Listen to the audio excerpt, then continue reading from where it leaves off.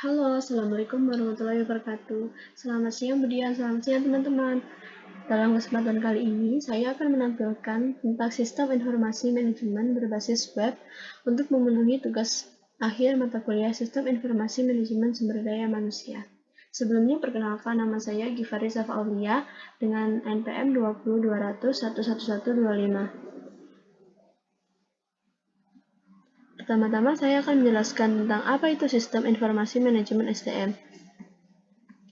Sistem informasi manajemen atau disingkat SIM adalah sekelompok atau serangkaian proses mengolah, menganalisis, dan menampilkan data sehingga dapat digunakan untuk pengambilan keputusan. Sistem ini merupakan alat yang sangat berguna untuk mendukung dan mengontrol operasional perusahaan. Sistem ini berbasis komputer dan dapat berupa lembar Excel atau platform yang lebih kompleks. Selain itu, dapat diakses dan diolah secara internal maupun eksternal, sehingga sistem informasi yang digunakan lebih efisien dan produktif. Adapun manfaatnya yaitu, dengan menggunakan sistem informasi manajemen pada perusahaan, maka dapat meningkatkan kinerja dari bisnis yang dijalankan. Berikut merupakan beberapa manfaat dari penggunaan sistem informasi manajemen dalam bisnis. Yang pertama, manajer dapat membandingkan hasil kinerja yang telah direncanakan, serta dapat menganalisis kelemahan dan kekuatan dalam kinerja dan rencana bisnis. Yang kedua, seorang manajer juga dapat memiliki kemampuan untuk menerima umpan balik dari kinerja dari bisnis yang dijalankan. Yang ketiga, banyak keputusan yang dialih tugaskan dari manajemen atas menuju ke level organisasi yang lebih efisien, dengan memperhatikan faktor pengalaman dan pengetahuan yang dimiliki. Yang keempat, perusahaan dapat mendorong proses peningkatan alur kerja, sehingga menghasilkan penyelarasan terhadap proses bisnis yang lebih baik dengan kebutuhan setiap pelanggan. Dan yang terakhir, meningkatkan kualitas dari sumber daya manusia, sehingga dalam sistem unit kerja dapat lebih sistematis dan terorganisir. Adapun fungsinya yaitu, setiap pengambilan keputusan dari bisnis maupun organisasi harus berdasarkan informasi yang relevan dan telah terverifikasi. Jika tidak memiliki informasi yang relevan maupun terverifikasi, maka bisnis yang Anda jalankan dapat mengalami kerugian yang besar dan produktivitas akan menurun. Berikut merupakan beberapa fungsi dari sistem informasi manajemen. Yang pertama, membantu dalam proses pengambilan keputusan. Yang kedua, membantu dalam menemukan suatu masalah. Yang ketiga, membantu dalam hal membandingkan kinerja bisnis. Dan yang keempat, membantu dalam hal koordinasi antar departemen. Yang terakhir, tujuan. Tujuan utama dari sistem ini adalah untuk mengumpulkan dan mengatur semua data dari berbagai tingkat perusahaan, meringkas, kemudian memfasilitasi dan meningkatkan kualitas dari pengambilan keputusan untuk meningkatkan produktivitas dan profitabilitas sebuah perusahaan. Selanjutnya, saya akan menjelaskan tentang data kepegawaian yang saya miliki. Data adalah catatan atas kumpulan fakta. Data merupakan bentuk jamak dari data umum, berasal dari bahasa Latin yang berarti sesuatu yang diberikan. Dalam penggunaan sehari-hari, data berarti suatu pernyataan yang diterima secara apa adanya. Data memiliki arti yang sangat penting bagi kelangsungan suatu instansi yang memiliki pegawai, membutuhkan penyusunan data yang baik agar dapat membantu para pengelola kepegawaian dan pimpinan dalam mengambil sebuah keputusan. Data yang baik dapat disusun dalam sebuah database atau basis data. Berikut contoh data kepegawaian yang saya ambil. Di sini ada 7 pegawai dengan rincian NIP, jabatan, kelas jabatan, jumlah anak, dan golongan. Yang pertama ada Carla Estera, jabatannya pengadministrasi umum, kelas jabatan 5, jumlah anak 1, dan golongan 2A. Yang kedua, Gusman Fernando, jabatannya analisis organisasi, kelas jabatan 7, jumlah anak 0, golongan 1B. Yang ketiga, Aaron Piper, jabatan penelaah kebijakan, kelas jabatan 7, jumlah anak 3, dan golongan 4A. Yang keempat, Claudia Salas, jabatan pengelola data dan informasi, kelas jabatan 6, jumlah anak 2, golongan 3C. Yang kelima, Omar Ayuso, jabatan operator alat berat, kelas jabatan 5, jumlah anak 2, dan golongan 4B. Yang keenam, Samuel Garcia, jabatan bendahara, kelas jabatan 7, jumlah anak 1, dan golongan 2B. Dan yang terakhir, Alvaro Rico, jabatan analisis kinerja pegawai, kelas jabatan 7, jumlah anak 0, dan golongan 1D. Di sini NIP yang saya ambil yaitu berdasarkan tahun lahir, kemudian bulan lahir, tanggal lahir, lalu kode 01 untuk perempuan, dan kode 02 untuk laki-laki, serta 3 digit terakhir ini merupakan absensi urutan dari kantor. Selanjutnya, saya akan menjelaskan tentang data gaji. Gaji dan tunjangan PNS diatur dalam Undang-Undang Nomor 5 Tahun 2014 tentang Aparatur Sipil Negara atau ASN. Komponen gaji PNS terdiri atas penghasilan dan potongan. Apa aja sih penghasilan itu? Terdiri dari apa aja penghasilan? Yang pertama, gaji pokok. Gaji pokok itu diatur dalam PP Nomor 15 Tahun 2019 berdasarkan golongan. Yang kedua, tunjangan keluarga. Tunjangan keluarga terdiri atas tunjangan istri atau suami sebesar 10% dan tunjangan anak 2%. Lalu ada tunjangan umum. Berdasarkan Peraturan Presiden Republik Indonesia Nomor 12 Tahun 2006. Lalu yang keempat, tunjangan jabatan. Lalu yang kelima, tunjangan beras. Berdasarkan Perdirja Nomor 3 PB 2015 Pasal 1 Ayat 2, pemberian tunjangan beras dalam bentuk uang kepada pegawai negeri dan pensiun atau penerima tunjangan yang bersifat pensiun ditetapkan sebesar Rp7.242 per kilogram diberikan kepada PNS dan keluarganya yang masuk dalam daftar gaji dalam bentuk inatura atau uang sebanyak 10 kg per orang. Lalu tunjangan khusus. Dan yang terakhir, tunjangan pajak penghasilan. Namun penghasilan yang diterima oleh pegawai negeri sipil atau PNS masuk dalam penghasilan kena pajak yakni PPh pasal 21. Namun pajak penghasilan tersebut ditanggung oleh negara. Jadi PPh yang dikenakan pada PNS tidak mempengaruhi besarnya gaji yang diterima PNS. Lalu selanjutnya ada potongan. Potongan itu terdiri dari iuran wajib pegawai atau IWP. Untuk membiayai usaha-usaha dalam bidang kesejahteraan, maka dari setiap pegawai negeri dan pejabat negara dipungut iuran sebesar 10% dari penghasilan setiap bulannya, terdiri dari gaji pokok dan tunjangan keluarga. Lalu yang kedua ada pajak penghasilan. Penghasilan yang diterima oleh PNS dikenakan pajak penghasilan PPh pasal 21. Namun pajak penghasilan tersebut tidak ditanggung oleh negara, jadi PPh yang dikenakan pada PNS juga tidak mengaruhi besarnya potongan yang diterima PNS. Lalu yang ketiga, data Perum. Berdasarkan keputusan Presiden Republik Nomor 14 Tahun 1993 tentang tabungan perumahan PNS. Dan yang terakhir ada potongan lain-lain. Nah, komponen yang mempengaruhi selisih gaji PNS itu karena adanya tunjangan kinerja atau tambahan penghasilan yang disebut TPP dan juga uang makan. Besar tunjangan kinerja itu tergantung pada instansi yang ditempati PNS. Perbedaan tidak hanya antar instansi pusat dengan daerah, namun antara instansi vertikal seperti kementerian lembaga juga tidak sama, tergantung pencapaian reformasi di KL tersebut. Besar tunjangan kinerja PNS pusat diatur dalam Perpres.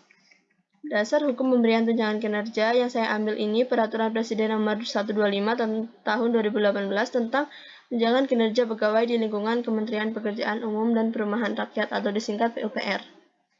Berikut tabel data gaji pegawainya. Yang pertama, ini Carla Estera, kan dia berada di golongan 2A, sehingga kita bisa lihat, saya ambil contoh ini dengan masa kerja 3 tahun, sehingga golongan 2A dengan masa kerja 3 tahun, gaji pokoknya sebesar 2.118.800. Lalu, karena Carla mempunyai suami, maka dikenakan tunjangan keluarga sebesar 10% dari gaji pokoknya sebesar 211.880.000. Kemudian karena Carla mempunyai 2 anak, maka masing-masing anak terkena 2% dari penghasilan Carla. Jadi 2 kali 2% yaitu 4% dikalikan 2.118.800 menjadi 42.376. Lalu tunjangan umumnya, tunjangan umum ini berdasarkan golongan, yaitu untuk golongan 1 175.000, golongan 2 180.000, golongan 3 185.000 dan golongan 4 190.000. Karena Carla berada di golongan 2 berarti dia mendapat tunjangan umum sebesar 180.000. Nah, untuk tunjangan jabatan, jika seseorang itu sudah mendapat tunjangan umum, maka dia tidak mendapat tunjangan jabatan, begitu pula sebaliknya. Untuk tunjangan beras sebesar 7.242 kg, karena keluarga Carla terdiri dari 2 anak, 1 suami, dan Carla sendiri berarti ada 4 orang dalam keluarganya. Berarti 4 kali 10 kg sama dengan 40 kg dikalikan 7.242.000 menjadi 217.260. Lalu di sini ada pembulatannya sebesar 90 dan kita total penghasilan brutonya sebesar 2.770.406 rupiah. Lalu selanjutnya ada potongan. Yang pertama IWP, iuran wajib pegawai, sebesar 10% dari gaji pokok ditambah dengan tunjangan keluarga yang ini, tunjangan istri atau suami dan tunjangan anak. Dikalikan 10% menjadi 2.237.306. Lalu pajak penghasilan tidak dikenakan. Lalu selanjutnya ada taperum. Taperumnya itu berdasarkan golongan juga. Untuk golongan pertama 3.000, golongan kedua 5.000, golongan 3 7.000, golongan 4 10.000. Karena Carla ada di golongan 2, maka dia dikenakan sebesar 5.000. Lalu kita jumlah potongannya yang ada berjumlah 242.306 rupiah. Lalu selanjutnya ada tunjangan kinerja yang saya pakai berdasarkan keputusan Menteri PUPR seperti ini. Untuk Carla Estera sendiri, dia tadi menjabat sebagai pengadministrasi umum, sehingga kita cari pengadministrasi umum sebesar 3.134.250 rupiah. Sehingga kita taruh di sini, dan uang makan yang saya berikan untuk setiap pegawai sama sebesar 600.000 rupiah. Sehingga total dari semua gajinya yaitu penghasilan bruto dikurangi jumlah potongan, lalu ditambah tunjangan kinerja dan uang makan, sehingga totalnya menjadi 6.262.350 rupiah. Dan begitu pula untuk pegawai-pegawai yang lain. Seperti Gusman Fernando, dia ada di golongan 1B. Sehingga golongan 1B dengan masa kerja 3 tahun, gaji pokoknya sebesar 1.704.500. Lalu Gusman mempunyai satu orang istri dan dikenakan pajak 10% dari gaji pokoknya, yaitu 170.450 rupiah. Lalu karena Gusman belum mempunyai anak, maka tidak dikenakan tambahan tunjangan anak. Lalu karena Gusman tadi berada di golongan 1B, maka tunjangan yang diberikan sebesar 175.000. Lalu tunjangan beras, karena keluarga Gusman terdiri dari istri dan Gusman itu sendiri, berarti ada 2 anggota keluarga di dalam perhitungan, yaitu 2 kali 10 kg, yaitu 20 kg dikalikan 7.242 menjadi 144.840. Pembulatannya sebesar 5 rupiah. Sehingga penghasilan brutonya 2.164.795 rupiah. Lalu kemudian ada potongannya, iuran wajib pajaknya sebesar 10% dari gaji pokok dan tunjangan keluarga. Sehingga dibulatkan menjadi 187.495. Lalu ada taperumnya sebesar 3.000 karena Gusman tadi ada di golongan 1. Sehingga jumlah potongannya 190.495. Untuk tunjangan kinerjanya, karena Gusman tadi ada di jabatan analis organisasi,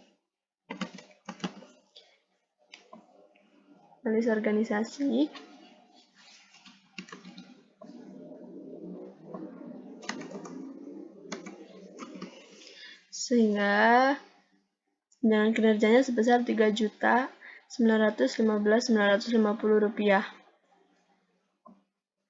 Lalu untuk uang makannya sama 600.000 rupiah dan kita jumlahkan menjadi 6.520.250 rupiah. Selanjutnya untuk Aaron, gaji pokoknya karena dia berada di golongan 4A, maka gaji pokoknya sebesar 3.140.200.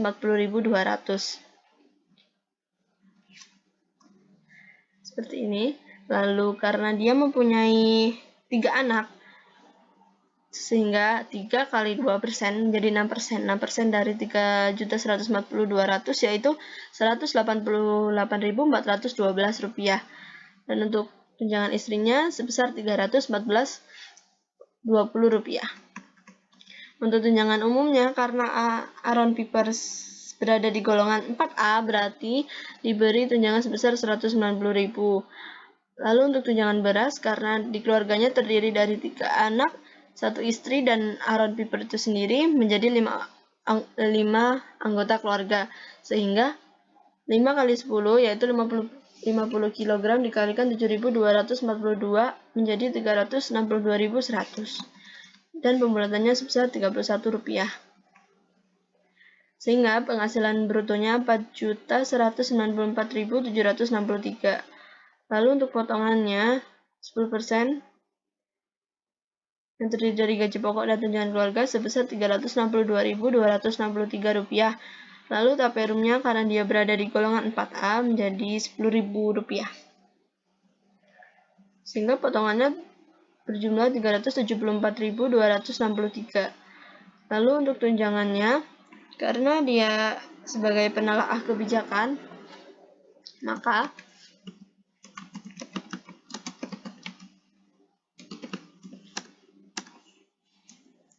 dikenakan tunjangan sebesar Rp3.915.950 dan uang makan sebesar Rp600.000, sehingga total gajinya yaitu Rp8.336.450. Lalu selanjutnya untuk Claudia Salas, karena dia berada di golongan 3C, maka gaji pokok yang dikenakan yaitu sebesar Rp2.890.500. Nah, untuk tunjangan keluarganya, karena dia mempunyai 1 suami, itu dikenakan pajak 10% dari gaji pokoknya.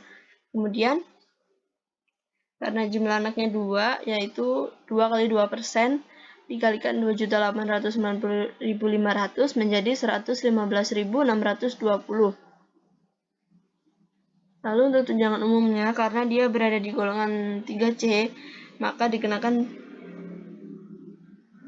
tunjangan umumnya sebesar Rp185.000. Lalu untuk tunjangan beras, karena di keluarganya terdiri dari 2 anak, 1 suami, dan Claudia itu sendiri, sehingga menjadi 4 kali 10, yaitu 40 kg dikalikan Rp742.000, sehingga menjadi Rp289.680. Lalu pembulatannya sebesar Rp67. Selanjutnya untuk potongannya, penghasilannya sebesar Rp3.769.917. Kemudian untuk potongannya sebesar Rp329.517. Taperumnya karena dia berada di golongan 3C berarti dikenakan sebesar Rp7.000. Sehingga jumlah potongannya Rp336.517. Lalu untuk tunjangan kinerjanya, karena dia sebagai pengolah data dan informasi,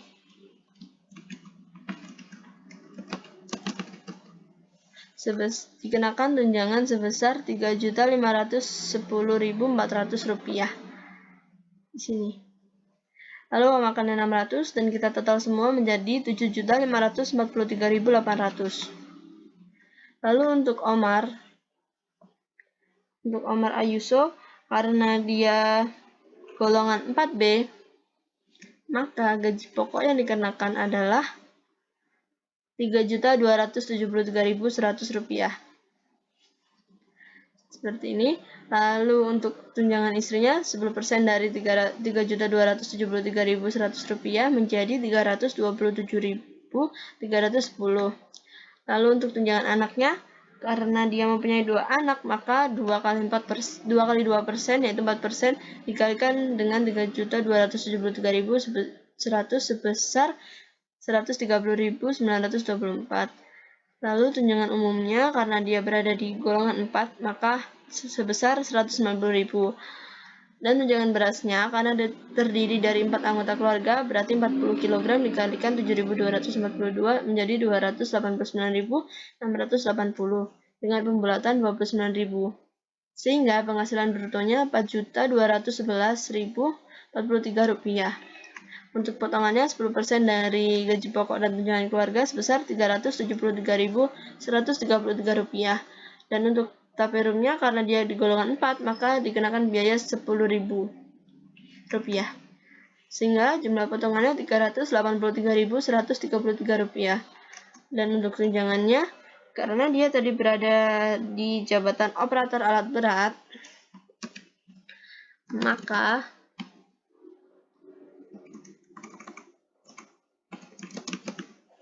maka dikenakan tunjangan kinerja sebesar 3.134.250 rupiah. Sini dan uang makannya 600.000 sehingga total gaji yang dia terima yaitu 7.562.160 rupiah. Lalu selanjutnya untuk Samuel Garcia, dia gaji pokoknya 2.208.400 karena dia berada di golongan 2B. Di golongan 2B sebesar 2.208.400 rupiah. Lalu untuk istrinya dikenakan 10% dan anaknya karena dia berjumlah 1 menjadi 2% dari 2.208.400 rupiah sebesar 44.168 rupiah. Lalu untuk tunjangan umumnya karena dia berada di golongan 2B maka dikenakan sebesar 180.000 rupiah. Dan untuk tunjangan berasnya, karena terdiri dari 3 anggota keluarga, maka dikenakan biaya sebesar 217.260 rupiah dan pembulatannya sebesar 83 rupiah. Untuk penghasilan brutonya sebesar 2.870.751 rupiah. Dan untuk potongan IWP-nya sebesar 247.341. Taperumnya karena dia berada di golongan 2B, maka dikenakan biaya sebesar 5.000 rupiah. Sehingga jumlah potongannya 252.341 rupiah. Lalu untuk tunjangan kinerjanya karena dia berada di jabatan bendahara, maka dikenakan tunjangan kinerja sebesar 3.915.950 rupiah. Dan uang makan sebesar 600 sehingga total gaji yang dia terima yaitu 7.134.360 rupiah. Lalu yang terakhir ada Alvaro Rico, karena dia berada di golongan 1D, maka gaji pokok yang dikenakan yaitu 1.851.800 rupiah. Dan karena dia mempunyai 1 istri, maka dikenakan biaya 10%. Karena dia belum mempunyai anak, maka tidak dikenakan tunjangan keluarga sebesar 2%. Lalu tunjangan umumnya karena dia berada di golongan 1, maka diberi tunjangan umum sebesar 175.000. Untuk tunjangan beras karena di keluarganya terdiri dari 2 anggota keluarga, maka dikenakan 2 kali 20 kg, yaitu 20 kg dikalikan 7.242 kg, 7.242 rupiah, sehingga totalnya 144.840.000 dengan pembulatan 78 rupiah. Sehingga penghasilan brutonya 2.356.898. Untuk potongannya sebesar 203.698 rupiah dan taperumnya 3.000 karena dia ada di golongan 1, sehingga jumlah potongannya 206.698. Dan untuk tunjangan kinerjanya karena dia berada di jabatan analis kinerja pegawai,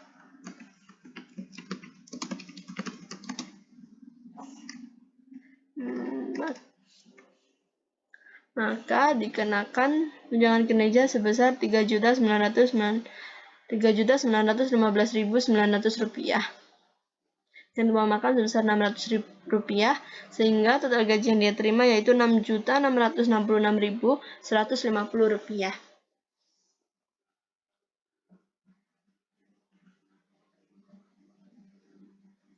Di sini ada daftar referensi yang saya gunakan dalam pembuatan blog kali ini. Ini saya ambil untuk penentuan gaji karyawan, dan ini untuk tunjangan kinerjanya. Dan saya mengambil Undang-Undang Nomor 13 Tahun 2003 tentang Ketenagakerjaan dan penjelasannya. Sekian dari presentasi saya. Mohon maaf apabila ada kekurangan. Wassalamualaikum warahmatullahi wabarakatuh.